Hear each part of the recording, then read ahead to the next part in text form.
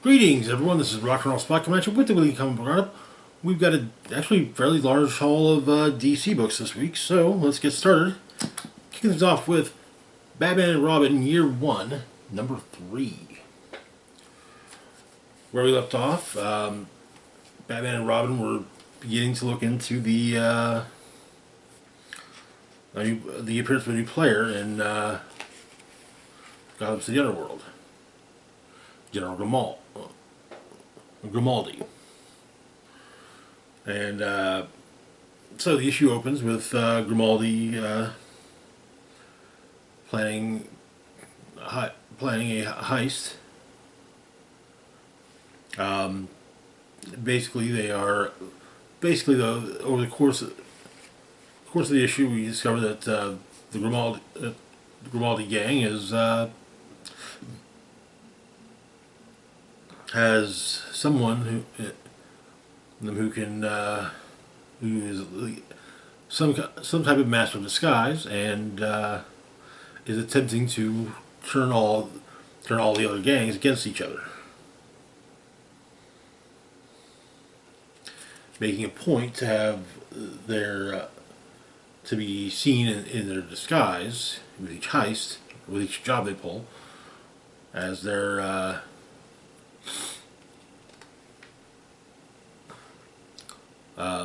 in their disguise. As Bruce is looking over the evidence of the footage from these, Alfred comes to him. Alfred's concerned about Dick, but Bruce is focused on the case. So Alfred does manage to get Bruce's attention enough to actually look in on Dick.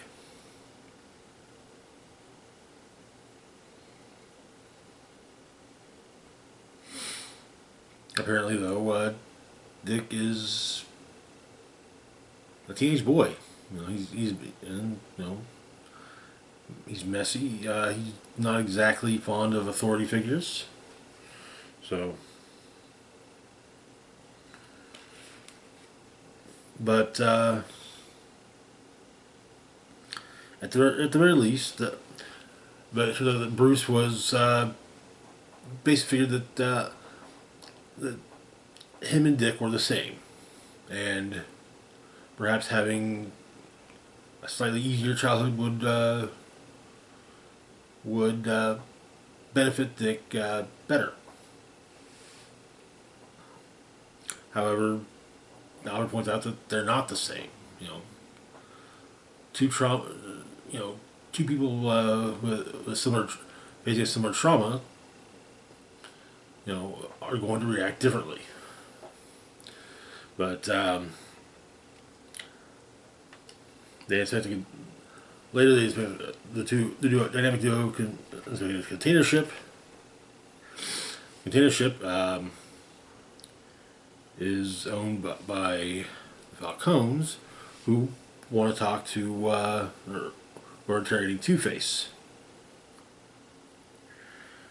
And apparently Two-Face states that there's a dent tax to be paid to operate in Gotham that none of the other families have paid. Well, for example, it's why the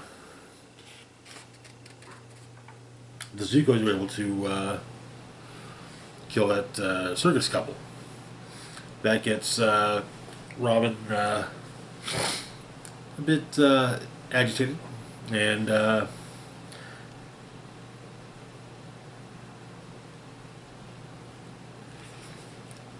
so he basically he charges in, and eventually, though, Two-Face is able to escape and release the ballast on the ship, capsizing, leading to the ship capsizing. While Batman and Robin are trying to get to their submersible, First, Robin's caught on a line, but saved by Batman. However, Batman is knocked out when a container knocks him off from the boat. And that is where the issue ends. Interesting.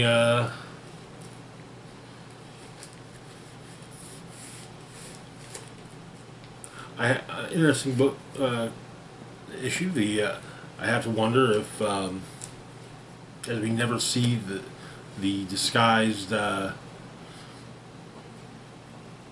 member of the Grimaldi gang changing into a disguise. I have to wonder: is it maybe one of the various clay faces, or is it just someone that is actually really prominent, is actually a really good master disguise?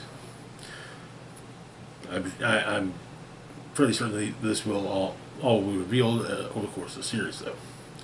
Moving on, though, to our next book, we've got Catwoman number 71. Where we left off, Catwoman was in Europe investigating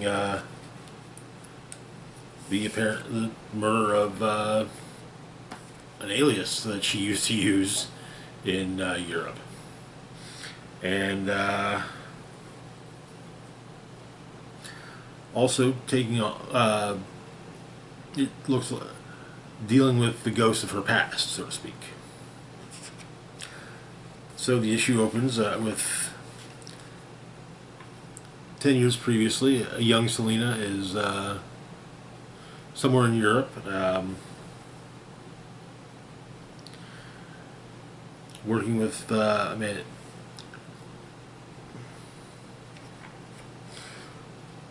working with a man named Scholl to liberate a priceless work of art.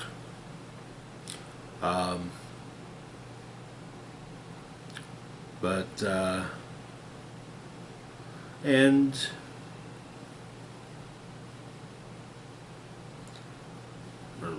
actually no, the man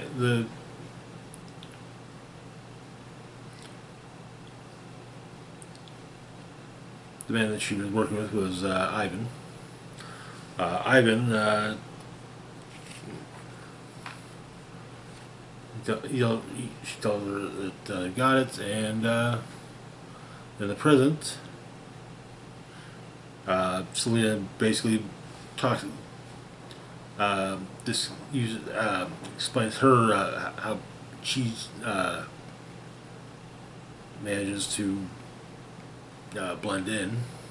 Then we get she has the coating on her sunglasses reflects infrared light from security cameras. The basic idea is that she doesn't really make it, she doesn't, even if she is wearing a blue wig, she doesn't make a point of being noticed. The idea is that all anyone will remember of her is the blue hair. But in the present, Ivan and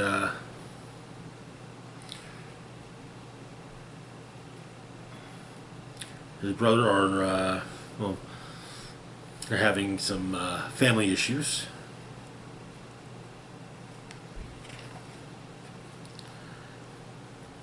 And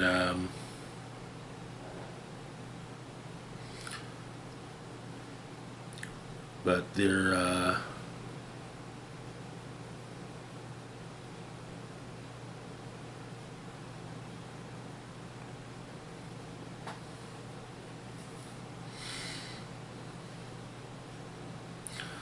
there's a Halloween party that's going down, and the idea is that everyone's supposed to be and basically it's a Halloween costume party. But everyone is as it's put, aggressively subdued by an assassin watching from a rooftop.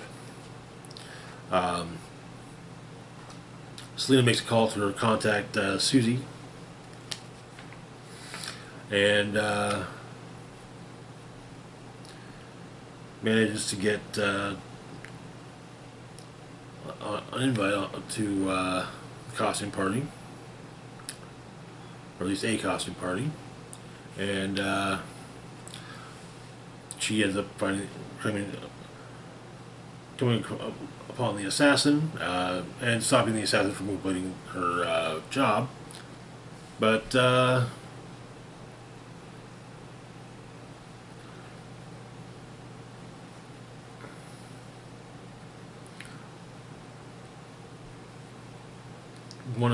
associate of the assassin is tries to take a few shots at Selena, misses, causing his associate to fall to her death, likely, and Selena manages to get away in the confusion, but Ivan is having a more private party.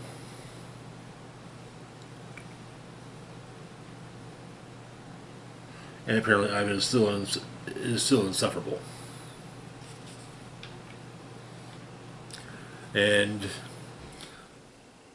Selena has been found out, at least that she's somewhat returning to the old alias. As someone puts a knife to his throat and says that she's supposed to be dead. And that is where the issue ends. Interesting. I like the whole idea with how Selena's disguises work. It's fairly interesting to me. So, to me at least. Moving on though to our last book for the moment, we've got Nightwing number 121.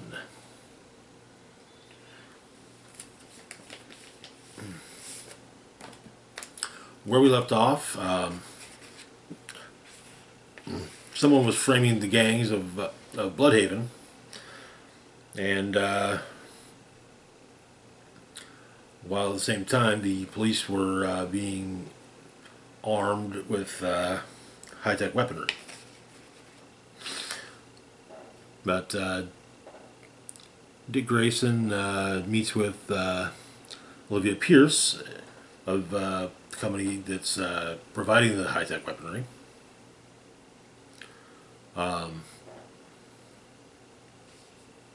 Sphere,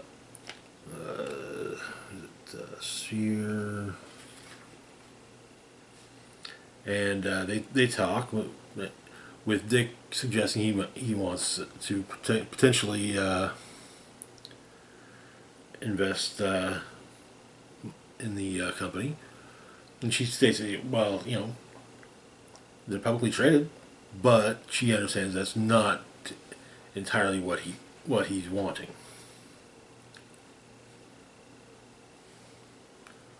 But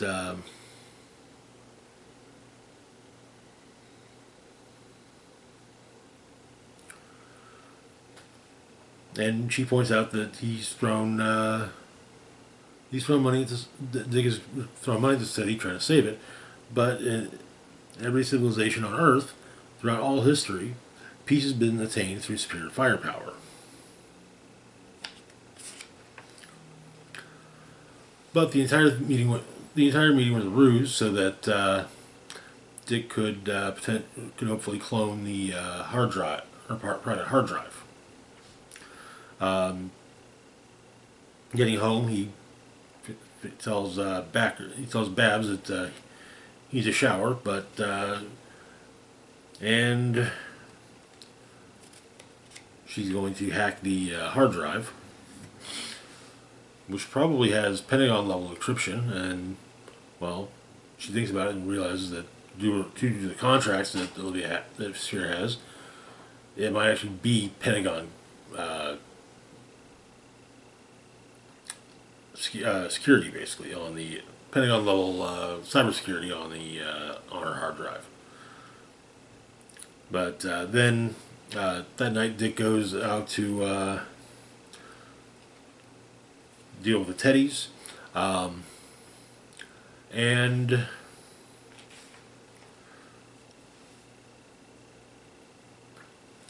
it's basically pointed out that, yeah, someone is trying to exacerbate things with the gangs.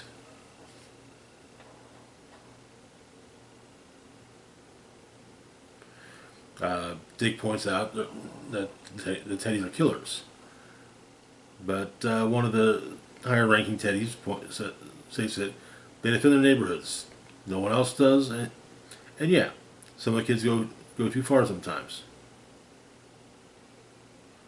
But you know, they're not going to cut those kids loose, get killed, or join up with someone worse.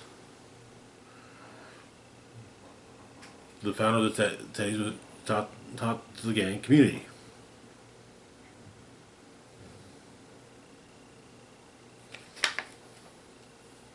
But as they're talking, apparently the commotion in the warehouse has attracted the police, and so Nightwing takes the Teddies to one of his safe houses, and he didn't try and do what he can to clear the Teddies' names, but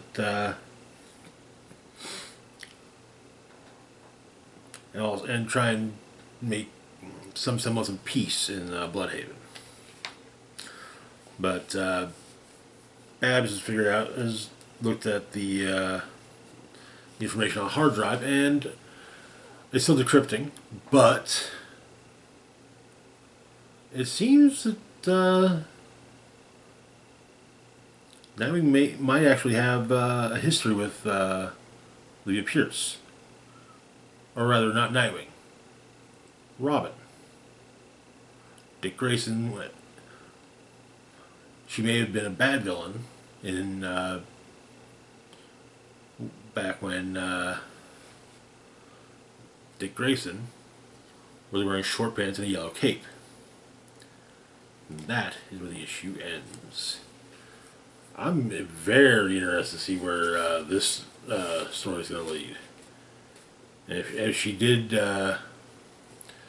if she's not a bad villain, I'm assuming she's working with one or either one of the forgotten villains or someone at Arkham or the GCPD who could get her access to the